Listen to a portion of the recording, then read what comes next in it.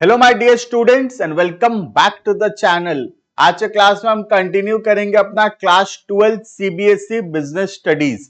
हम already chapter number 5 शुरू कर चुके थे। चैप्टर का नाम था ऑर्गेनाइजिंग। आज ऑर्गेनाइजिंग का लास्ट वीडियो है और आज हम इस चैप्टर को यहाँ पे कंप्लीट कर लेंगे। Before we start the video you can check our description में एक ऐप का लिंक दिया हुआ है। आपको जरूर से डाउनलोड करके रजिस्टर कर लेना अपने आप को। वहां videos, notes, practice sets, important question सब कुछ अवेलेबल होगा। कुछ ग्रुप्स के भी लिंक होंगे, ग्रुप्स को ज्वाइन कर लेना, वहां पे टाइमली अपडेट्स मिलता रहेगा। स्टार्ट करते हैं वीडियो को। आज का जो टॉपिक है वो है सेंट्रलाइजेशन एंड डिसेंट्रलाइजेशन। सबसे पहले हम समझते हैं what do you mean by the word centralization. Centralization का मतलब होता है जितना भी पावर है ऑर्गेनाइजेशन के अंदर, if all the powers are retained by few individuals, कुछ लोगों के पास सारा पावर रहेगा। यूजुअली वो लोग कौन होते हैं? Top level management. तो अगर टॉप लेवल मैनेजमेंट सारा डिसीजन मेकिंग पावर अपने पास रखता है तो फिर हम उसको बोलते हैं सेंट्रलाइजेशन। जैसे एक छोटा सा ऑर्गेनाइजेशन है, जैसे लेट्स से मैं मेरा एग्जांपल लेता हूं, एक छोटा सा उद्देश्य कॉमर्स एकेडमी, एक छोटा सा एकेडमी है। यहां पे जितना भी डिसीजन मेकिंग पावर है, all the decision making power are in the hands of mine. मेरे हाथ में सारा डिसीजन मेकिंग पावर है। तो क्योंकि छोटा सा ऑर्गेनाइजेशन है, सारा डिसीजन मेकिंग पावर मैं अपने पास रखा हूं। तो ये ऑर्गेनाइजेशन क्या है? ये ऑर्गेनाइजेशन सेंट्रलाइज्ड है। सेंट्रलाइज मतलब all the decision making power are in the hands of the top level management. But अगर रिलायंस का मैं बात करूं तो रिलायंस एक बहुत बड़ा ऑर्गेनाइजेशन है। वहां पे सारा पावर जो है वो मुकेश अंबानी अपने पास नहीं रख सकता। उसको पावर को डिस्ट्रीब्यूट करना पड़ेगा बिटवीन डिफरेंट इंडिविजुअल्स। तो ये जो सिस्टमेटिक डिस्ट्रीब्यूशन ऑफ पावर है अमॉन्ग डिफरेंट इंडिविजुअल्स, उसको बोलते हैं डिसेंट्रलाइजेशन। बात समझ में आ रहा है? तो सेंट्रलाइजेशन का मतलब हो गया कॉन्सेंट्रेशन ऑफ पावर या concentration of authority in the hands of the top level management. An organization is centralized when the decision making authority is in the hands of the top level management. तो जब सारा decision making power top level management के हाथ में होगा तब हम organisation को बोलेंगे सेंट्रलाइज्ड। ठीक है। दूसरा होता है डिसेंट्रलाइज्ड। डिसेंट्रलाइज मतलब सिस्टमेटिक या even and systematic distribution of power और authority among the every level of management. ये जो बड़ा ऑर्गेनाइजेशन है उसके लिए जरूरी होगा। अगर एक छोटा ऑर्गेनाइजेशन है वहां सेंट्रलाइजेशन कर सकते हैं, but once the organization grows then there is a need of decentralization, right? Under decentralization, every employee working at different levels get some share in the authority. हर एम्प्लॉय को कुछ हिस्सा मिलता है, पावर मिलता है, कुछ ऑथोरिटी मिलता है। Sometimes company follows a mixed policy of centralization and decentralization. सबसे बेस्ट यही रहता है a mixed policy of centralization and decentralization, जहां पर एक ऑर्गेनाइजेशन का जो क्रिटिकल चीजें हैं, जो बहुत इंपॉर्टेंट मैटर्स हैं, उससे रिलेटेड जितना भी डिसीजन मेकिंग है दैट इज सेंट्रलाइज्ड। मतलब all the critical and important decisions लेने का पावर जो है वो टॉप लेवल मैनेजमेंट के पास होगा। और जितना भी रूटीन टास्क है, जो भी day to day routine task है जो इतना ज्यादा इंपॉर्टेंट नहीं है, वो सबको हम क्या कर सकते हैं? डिसेंट्रलाइज्ड कर सकते हैं, राइट? तो a combination of centralization and decentralization is best for an organization. जहां पर क्रिटिकल मैटर्स, इंपॉर्टेंट मैटर्स के लिए सेंट्रलाइजेशन है और routine task, day to day matters के लिए there is a decentralization. Clear? देखना, they keep the important matters such as financial decision, structural decisions with the top level management. तो जो important matters है it is in the hands of the top level management. And share the common decision making, जो common day to day routine task है, common decisions है, with the people working at different levels. As generally an organization can never be completely centralized or decentralized. तो ना ही पूरा centralisation करना चाहिए और ना ही पूरा डिसेंट्रलाइजेशन करना चाहिए। There should always be a mix of centralization and decentralization, जहां पर इंपॉर्टेंट मैटर सारा सेंट्रलाइज्ड है, power is in the hands of the top level management, और जो रूटीन टास्क है, कॉमन टास्क है, डे टू डे एक्टिविटीज है, जो उतना ज्यादा इंपॉर्टेंट नहीं है, वो सारा डिसेंट्रलाइज्ड होगा। Clear? Features of decentralization. It shows that believes that people are competent, capable and resourceful. तो जब हम डिसेंट्रलाइज्ड करते हैं, ये दिखाता है कि हम लोगों पे भरोसा करते हैं, हम लोगों को ऑथोरिटी देते हैं। तो ये दिखाता है कि हमारे जो ऑर्गेनाइजेशन के एम्प्लॉइज हैं वो कंपिटेंट हैं, कैपेबल हैं एंड रिसोर्सफुल हैं। They are full of resources, they are capable of doing anything, they are competent to get the authority. तो जब हम डिसेंट्रलाइजेशन करते हैं तो ये दिखाता है कि हम अपने एम्प्लॉइज पे भरोसा करते हैं, right? Decentralization indicates that employee at middle and lower level can assume the responsibility. तो डिसेंट्रलाइजेशन दिखाता है कि मिडिल और लोअर लेवल एम्प्लॉइज भी डिसीजंस ले सकते हैं, वो लोग भी रेस्पॉन्सिबिलिटी ले सकते हैं और अथॉरिटी को संभाल सकते हैं। ठीक है? Decentralization recognizes the need of authority for decision maker. Decentralization ये मानता है कोई भी पर्सन को डिसीजंस लेने के लिए अथॉरिटी का जरूरत है, अगर हम उसको अथॉरिटी नहीं देंगे तो he will not be able to take decisions, right? And last, the top management carefully selects those decisions which are pushed down to lower level and those that will be retained at the higher level. तो top level बहुत ध्यान से decision लेता है कि क्या चीज को लोअर लेवल पे लेना है और क्या चीज को टॉप लेवल पे रखना है। जो रूटीन टास्क है, रूटीन टास्क सारा कहां चला जाएगा? लोअर लेवल पे, इतना इंपॉर्टेंट नहीं है। लेकिन जो इंपॉर्टेंट मैटर्स है उन सब से रिलेटेड डिसीजंस जो है that is in the hands of the top level management. Clear है ये?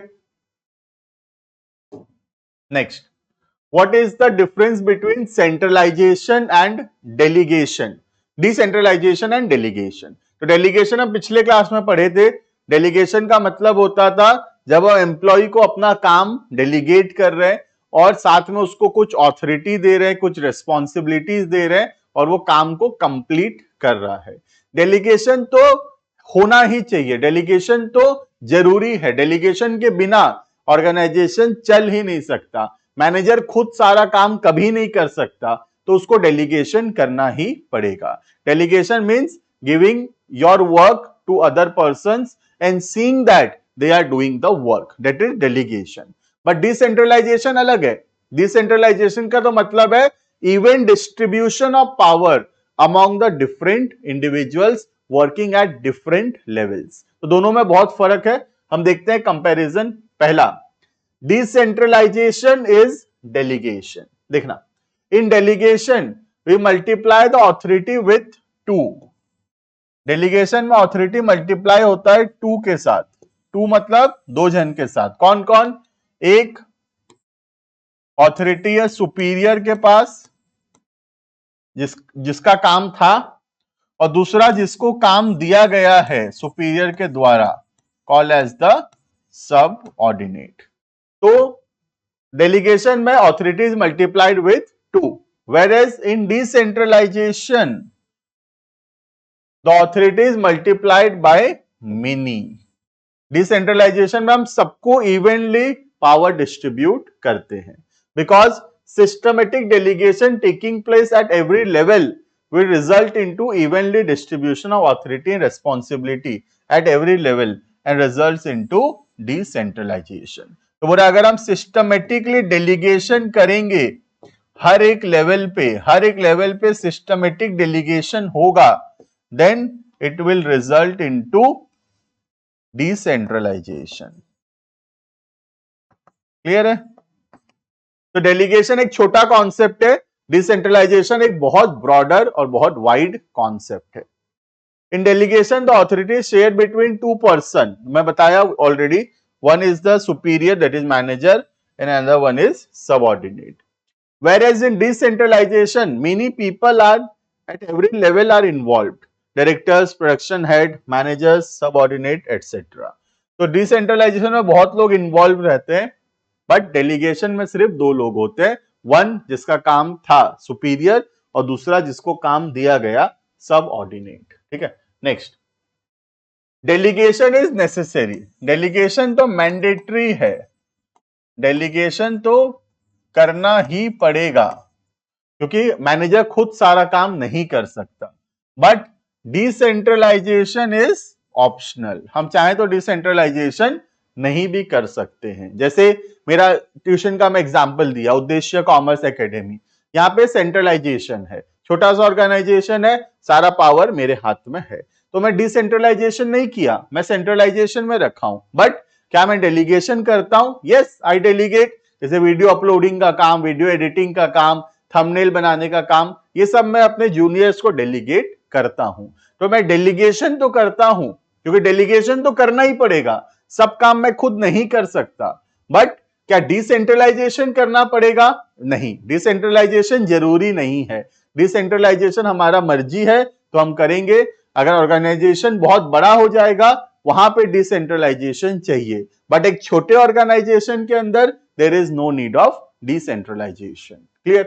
देखना, delegation is an essential part of every organization. No organization can work without using the concept of delegation, as there is no individual who can do all the works himself only. तो कोई person सारा काम खुद नहीं कर सकता, इसीलिए delegation तो एक एसेंशियल पार्ट है एवरी ऑर्गेनाइजेशन का. क्लियर है?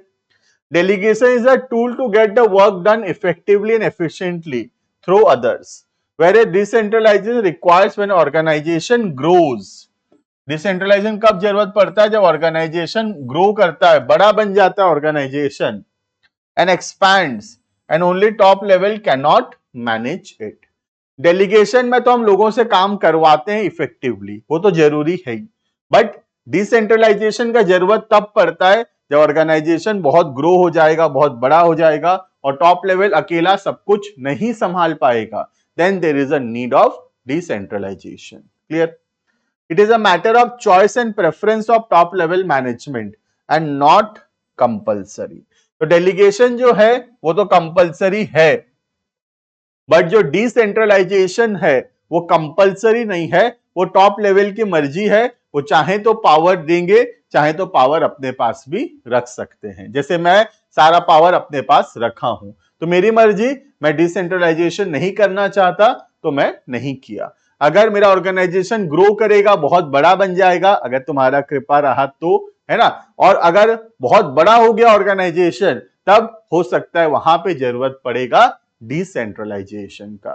क्लियर है ये? Next, Now, what is the importance of decentralization? Decentralization क्या होता है तो समझ में आ गया. Now, what are the importance of decentralization? ठीक है, देखना, develop initiative among subordinates. हमारे जो जूनियर है वो लोग इनिशिएटिव लेना शुरू करेंगे, मतलब वो लोग न्यू सजेशंस, न्यू आइडियाज देना शुरू करेंगे और फ्यूचर में वो लोग भी मैनेजर बन पाएंगे. ठीक है, देखना, passing of authority at middle and lower level shows the trust and faith. जब मैं लोअर और मिडिल लेवल को पावर देता हूं तो ये दिखाता है कि मैं उन पे भरोसा करता हूं. of the top level in their subordinate, and this trust and faith motivate the employees. और ये ट्रस्ट एंड फेथ उनको मोटिवेट करता है ज्यादा मन लगाकर काम करने में. ठीक है। तो जब मैं अपने जूनियर्स को पावर देता हूं, मिडिल लोअर लेवल को पावर पास ऑन करता हूं, ये दिखाता है कि मैं उन पे भरोसा करता हूं, और जब मैं उन पे भरोसा करूंगा तो ये चीज उनको मोटिवेट करेगा और अच्छे से काम करने के लिए, राइट।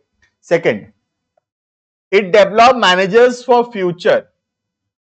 डिसेंट्रलाइजेशन फ्यूचर के मैनेजर तैयार करता है। लोअर और मिडिल लेवल भी डिसीजन मेकिंग सीखते हैं और फ्यूचर में they can be promoted to the top level management. In decentralization managers working at lower and middle level also learn the art of making decisions. They get the experience of performing activities of top executive and learn to manage the authority given to them. Top level जैसे काम करता है, lower और middle को भी वो काम करने का मौका मिलता है।